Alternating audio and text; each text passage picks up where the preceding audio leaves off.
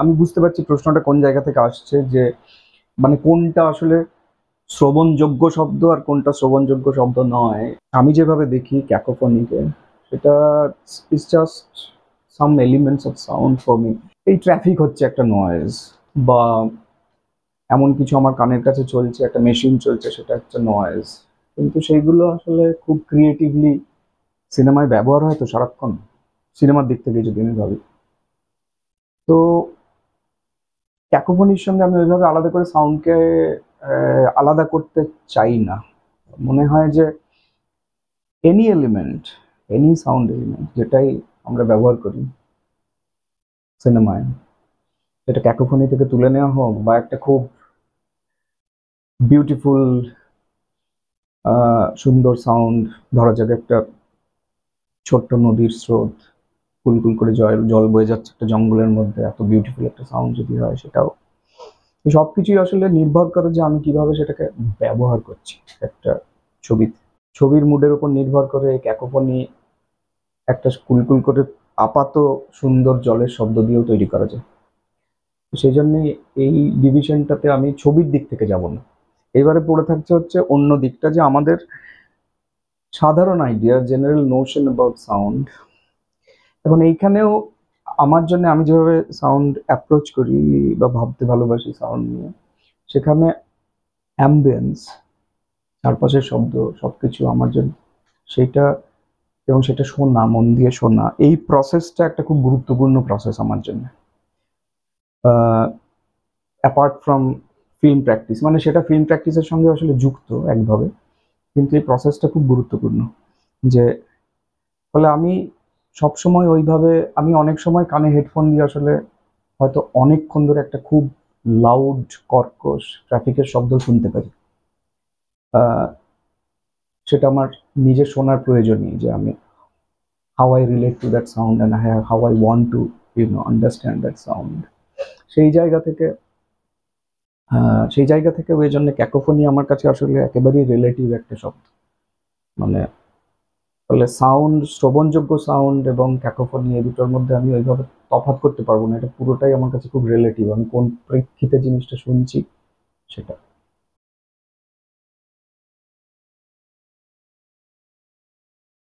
আমি location sound recordist আর sound designer, এই তফাৎ দুটো আসলে করতেই চাই না। তার কারণ আমি সাউন্ডকে একটা হোলিস্টিক্যালি দেখতেই মনে হয় চাইবো। কারণ সাউন্ড ডিজাইনার শব্দটাতে আমাদের একটা ধারণা আছে যে আমাদের সাউন্ড ডিজাইন যিনি করছেন তিনি আসলে মূলত সাউন্ড পোস্ট প্রোডাকশনে কাজ করছেন। পরে ছবিটা, যখন ছবি আসছে তার কাছে, তিনি ছবিটাতে সাউন্ড বসাচ্ছেন, এডিট করছেন এবং শেষ অবধি মিক্স অবধি কাজ করছেন। এরকম একটা ভেগ আইডিয়াই আমি বলবো আমাদের আছে। সাউন্ড ডিজাইনার হচ্ছেন একজন, মানে সাউন্ড ডিজাইনার যদি কাউকে বলতে হয়, তিনি একজন একটা অর্কেস্ট্রার কন্ডাক্টরের মতো। মানে তিনি হয়তো নিজে হাতে অনেক কিছুই করছেন না, কিন্তু সমস্ত কিছুই তার ইশারাই হচ্ছে।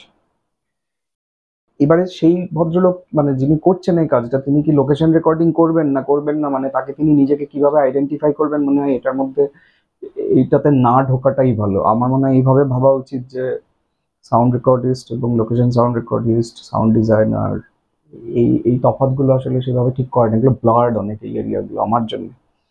আমি ভাবতে এইভাবেই পছন্দ করি যে maybe I should identify myself as a student of sound really।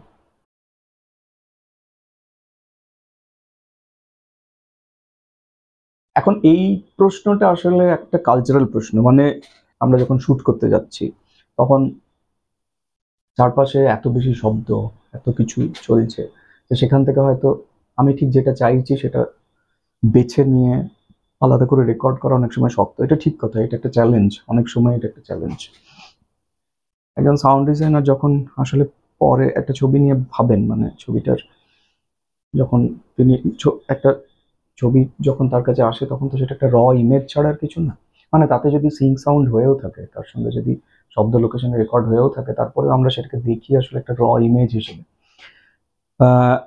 হয়তো খুব প্রয়োজনীয়, অত্যন্ত প্রয়োজনীয় শব্দ ছাড়া অন্য কোনো শব্দকে আমরা সেভাবে ইমেজের সঙ্গে রিলেটও করি না। মানে অত্যন্ত প্রয়োজনীয় শব্দ বলতে আমি বলছি শুধুমাত্র ডায়ালগের ক্ষেত্রে হয়তো। আর কোনো কিছুই যদি রেকর্ডও হয়ে থাকে সেটা ইমেজের সাথে রিলেট করি না আমরা। রিলেট করাটা শুরু হয় একটা একটা উদ্দেশ্য থেকে, যে আমি এই স্পেসটাকে কিভাবে তৈরি করতে চাইছি সাউন্ড দিয়ে, একটা ভিজুয়াল স্পেসকে আমি সনিক্যালি কিভাবে বিল্ড করতে চাইছি, সনিক্যালি কিভাবে তৈরি করতে চাইছি।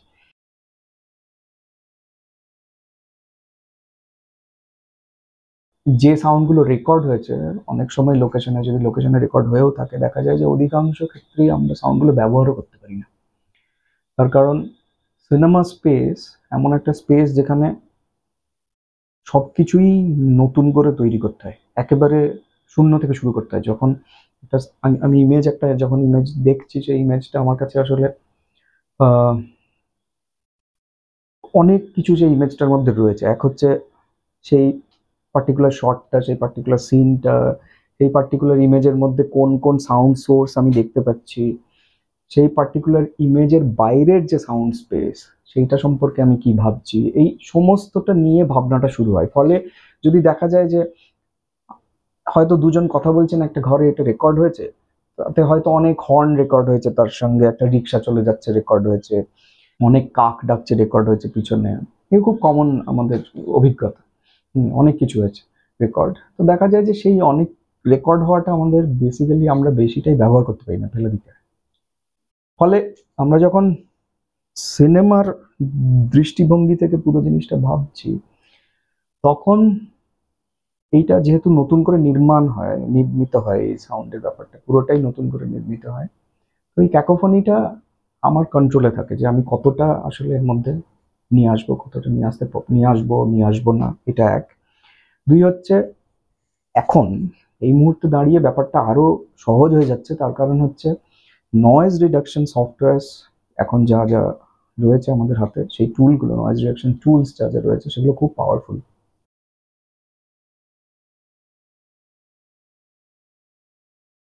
অনেক সময় আমরা যা রেকর্ড করি তার থেকে ঠিক যেটুকু প্রয়োজন সেটুকু ছেঁকে বের করে নেওয়ার প্রসেসটা এখন অনেক বেশি স্ট্রং হয়ে গেছে। ফলে ক্যাকোফোনি নিয়ে অতটা না ভাবলেও চলে অনেক সময়। তারপরেও কি এটা একটা চ্যালেঞ্জ নয়? হ্যাঁ, এটা একটা চ্যালেঞ্জ। মানে আপনি একটা রাস্তা দিয়ে হাঁটতে হাঁটতে কিছু শুট করছেন, সেই রাস্তা দিয়ে, সেটা যদি একটা, যেরকম আমরা ভাবছি যে একটা পশ্চিমের দেশের কোনো রাস্তা হয়, সেখানে যা নয়েজ লেভেল, আর আমাদের এখানে কলকাতার একটা রাস্তার যে নয়েজ লেভেল, ডেফিনেটলি সেই দুটো তো তফাৎ আছে। এবং সেটা একটা পেইনফুল ব্যাপার বটে একজন সাউন্ড রেকর্ডিস্টের কাছে রেকর্ড করাটা, যথেষ্ট ক্ল্যারিটি সহ একটা ভয়েস রেকর্ড করাটা, ডেফিনেটলি। তারপরেও এই এই সুবিধেগুলো আছে সিনেমার ক্ষেত্রে। ব্যাপারটা হচ্ছে এটা। ডকুমেন্টারির ক্ষেত্রে চ্যালেঞ্জটা একটু পাল্টে যায়। ডকুমেন্টারির ক্ষেত্রে এইটা কন্ট্রোল করাটা, যেহেতু আমরা অনেক র ফুটেজ ব্যবহার করি ডকুমেন্টারিতে, মানে র ফুটেজ ইন দ্য সেন্স যে মানে যা সাউন্ড রেকর্ড হয়েছে লোকেশনে, সেই সাউন্ডগুলো অনেকখানি রাখি ছবির প্রয়োজনে, তখন দেখা যায় যে এই চ্যালেঞ্জটা একটু বড় হয়ে অনেক সময় দেখা যায়, সেটা সত্যি কথা। আদারওয়াইজ তারপরেও আমি বলবো যে এখন এই সময়ে নয়েজ রিডাকশন যে জায়গায় গেছে, তাতে এই প্রবলেমটা খুব বড় প্রবলেম হয়ে আর মনে হয় না দেখা দেবে বলে।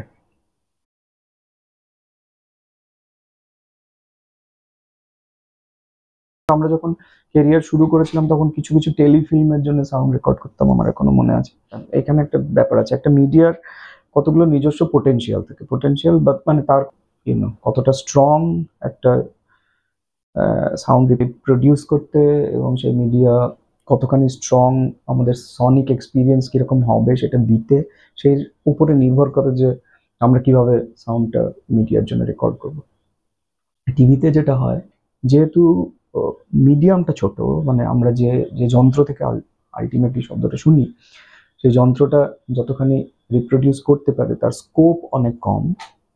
সেই কারণে অনেক কিছুই হয়তো ঢাকাঢুকি দিয়ে দেওয়া যায়। মানে একটা শব্দ রেকর্ড হলো, তাতে যদি একটু নয়েজ থেকেও থাকে, অন্যরকম কোনো নয়েজ, হয়তো একটা, আমি বলছি ধরুন একটা জেনারেটর চলছে কোথাও একটা, আর একটা নয়েজ হালকা আছে, সেটা হয়তো চাপা দেওয়া তাও সম্ভব টিভির মতো একটা মিডিয়ামের ক্ষেত্রে, যখন আমরা পোস্ট প্রোডাকশনে নিয়ে আসছি।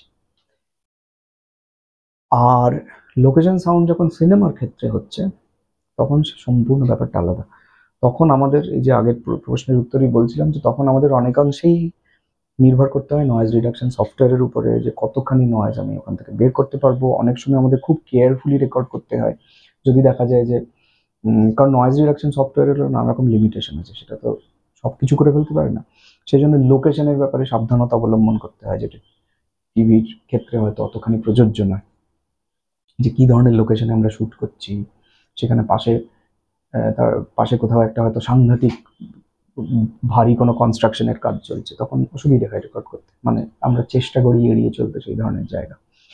তো ফলে লোকেশন লোকেশন কিরকম হবে, কি ধরনের লোকেশন আমরা শ্যুট করব, এইগুলো ব্যাপারে মানে এগুলোর ব্যাপারে যথেষ্ট সাবধানতা অবলম্বন করতে হয়। এবং সেই জন্য একটা কথাও চালু আছে, আমরা লোকেশন সাউন্ড যখন ফিল্মের ক্ষেত্রে করি তখন লোকেশন রেকি করা হয় সাউন্ডের জন্য আলাদা করে।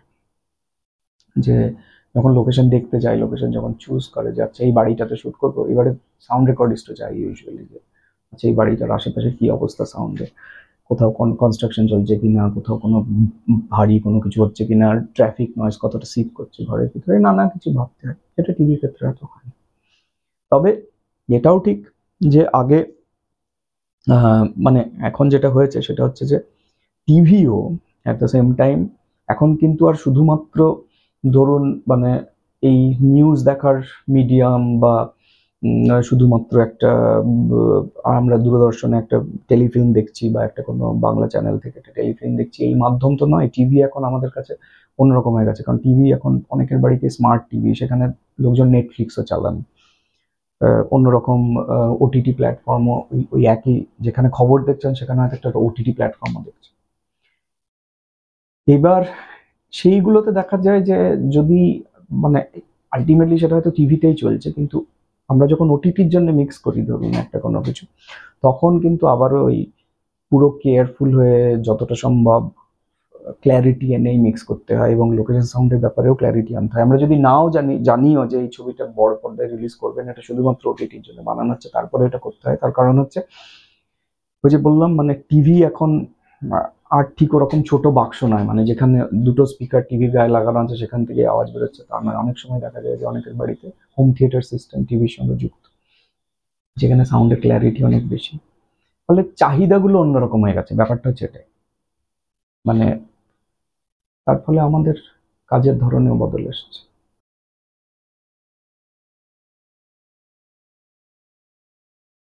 সাউন্ড রিপ্রোডাকশনের ক্ষেত্রে যন্ত্রপাতির একটা ভূমিকা তো আছে। এবার ব্যাপারটা হলো যে সেটা ভিজুয়ালের ক্ষেত্রে সত্যি আমাদের জন্য জিনিসটা একটু ট্রিকি হয়ে গেছে, এটা সত্যি কথাই, যে একটা মিক্স কোথায় বাজবে এই জিনিসটার উপরে আমাদের কন্ট্রোল অনেকখানি কমে গেছে। আগে ছিল যে যখন আমরা ফিল্ম একটা মিডিয়াম হিসেবে এক্সিস্ট করতাম, তখন আমরা জানতাম যে ফিল্মটা হলে রিলিজ করবে এবং সেইগুলোর একটা স্ট্যান্ডার্ডাইজেশন আছে, সেই অনুযায়ী মিক্স হতো এবং সেটা ঠিকঠাকই রিপ্রোডিউসড হতো। যেহেতু জিনিসটা একটা টেকনিক্যালি কন্ট্রোলড একটা চেইন, মানে মিক্সিং হওয়া থেকে ফাইনালি প্রিন্ট মানে ম্যারিড প্রিন্ট, তারপরে সেটা চলা সিনেমা হলে, এটা টেকনিক্যালি কন্ট্রোলড একটা চেইন, ফলে সেটাতে অত অসুবিধা হতো না। কিন্তু অ্যাট দ্য সেম টাইম ওই সময়টায় অন্তত আমি যখন ক্যারিয়ার শুরু করেছি তখন আমাদের ডিভিডি রিলিজ একটা বড় ব্যাপার ছিল ফিল্মের ক্ষেত্রে, এবং টিভির জন্য কপিরাইট বিক্রিও একটা বড় ব্যাপার ছিল। তো এই ফিল্মই একই সঙ্গে মিক্স করতে হতো।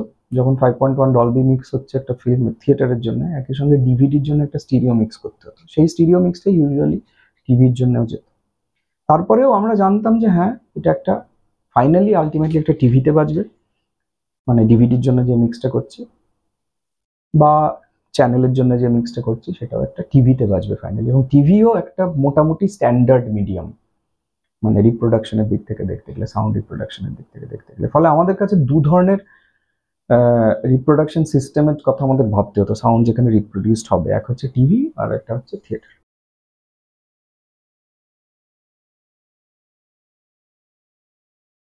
এখন জিনিসটা আসলে আয়ত্তের অনেকখানি বাইরে চলে গেছে, তার কারণ হচ্ছে ফোন এসেছে। এবারে ফোনের মধ্যে তার নিজস্ব স্পিকার আছে, ফোনের সঙ্গে অনেকেই ব্লুটুথ হেডফোন ইত্যাদি লাগিয়ে শোনেন, তার একটা ব্যাপার আছে, তার নিজস্ব কোয়ালিটির ব্যাপার আছে, ফোন কি ধরনের ফোন আপনি ব্যবহার করছেন, প্লাস আপনি ডেস্কটপ কম্পিউটার ল্যাপটপ ইত্যাদিতে লোকে দেখছে ছোট ছোট স্পিকার দিয়ে বা ল্যাপটপের নিজস্ব স্পিকারে, এই এত এত ধরনের এখন সাউন্ড রিপ্রোডিউসড হচ্ছে, এটাকে কম্প্রোমাইজ বলা উচিত কিনা জানি না, কিন্তু কতগুলো জিনিস তো কতগুলো জিনিসের সঙ্গে আপোষ করতেই হয় মিক্সে। মানে একটা ছোট উদাহরণ দিলেই বোঝা যাবে, খুব জোরালো মেঘের ডাক আছে কোনো একটা সিকোয়েন্স, মেঘের ডাক এমন একটা শব্দ যেখানে প্রচুর পরিমাণে লো ফ্রিকোয়েন্সি থাকে। লো ফ্রিকোয়েন্সি যারা এটা শুনছেন তারা যদি ঠিক না জানেন লো ফ্রিকোয়েন্সি ব্যাপারটা কি, সেটা হচ্ছে এমন একটা ফ্রিকোয়েন্সি যেটা শুনতে মানে ওই যে মেঘের ডাকে যে গুড় গুড় গুড় গুড় করে আওয়াজ হয়, গুড় গুড় ব্যাপারটা হয়, অলমোস্ট বুকে এসে লাগে, ধাক্কা লাগে। এই শব্দটা যে ধরনের ফ্রিকোয়েন্সির উপস্থিতির কারণে তৈরি হয় তাকে আমরা মোটামুটি লো ফ্রিকোয়েন্সি বলতে পারি। এইবারে এই ধরনের ফ্রিকোয়েন্সির যদি আমাদেরকে একটা স্পিকারের মাধ্যমে বাজিয়ে ঠিকমতো শোনাতে হয়, যাতে আমরা যখন খালি কানে একটা মেঘের ডাক শুনি সেই এক্সপিরিয়েন্সটাই আবার আমরা অলমোস্ট তৈরি করতে পারি ঘরের মধ্যে স্পিকারের মাধ্যমে বাজিয়ে শোনাতে গেলে, তখন স্পিকারের কোয়ালিটির উপর আমাদের অনেকখানি নির্ভর করতে হয়। কারণ এটা এমন একটা ফ্রিকোয়েন্সি যেটা রিপ্রোডিউস করতে গেলে, তৈরি করতে গেলে স্পিকারকেও যথেষ্ট জোরালো ধরনের স্পিকার হতে হয় এবং যথেষ্ট সাইজেও, মানে এটাও একটা ব্যাপার, স্পিকারের সাইজের ব্যাপারও আছে এর মধ্যে। মানে খুব ছোট স্পিকার থেকে খুব ওরকম গুরুগম্ভীর শব্দ বেরোনো মুশকিল, মানে টেকনোলজিক্যালি সম্ভব নয় অলমোস্ট। তো এবারে বুঝতেই পারছেন যাদের কাছে ফোনের স্পিকার আছে, মানে ফোনেই যারা শুনছেন, তারা ওই রকম একটা সিকোয়েন্স যখন শুনবেন যেখানে মেঘের ডাক গুড়গুড় করছে, হয়তো একটা বৃষ্টি বৃষ্টি দেখানো হচ্ছে, মেঘ গর্জন করছে, এরকম একটা সিকোয়েন্সে আপনার হলে বসে যে ধরনের অনুভূতি হবে, বা এমনকি একটা বড় টিভিতে শুনলেও যে ধরনের অনুভূতি হবে, ফোনে শুনলে ঠিক সেই অনুভূতি হবে না। তার কারণ ওইটা ফোনের স্পিকার এই সাউন্ডটাকে ঠিকমতো শোনাতেই পারবে না, কারণ তার সেই ক্ষমতাটা নেই। এটা হচ্ছে ব্যাপার। এবারে যে কারণে আমাদের এবারে যিনি ফোনে শুনছেন তাকেও তো অন্তত এই আরামটুকু দিতে হবে যে যতটা পারা যায়, যে আচ্ছা যতটা পারা যায় ভালো শব্দ, যতটা পারা যায় আর ওই এক্সপিরিয়েন্সটা বলে, মানে ভালো শব্দের ব্যাপার না, এটাকে এক্সপিরিয়েন্স বলা উচিত। একটা ফিল্ম দেখার যে এক্সপিরিয়েন্স সেটা যতটা সম্ভব হলে দেখার কাছাকাছি নিয়ে আসা, এটা করার একটা চেষ্টা এখন হয় এই ধরনের মিক্সের। এই করতে গিয়ে যেটা হয়, যেটা বললাম, যে যেটাকে আমি অ্যাকচুয়ালি খুব কম্প্রোমাইজ বলতে চাইছি না, কিন্তু কতগুলো জিনিস আমাদের করতে হয় যেগুলো মিক্সের এস্থেটিক্সকে একটু ব্যাহত করে।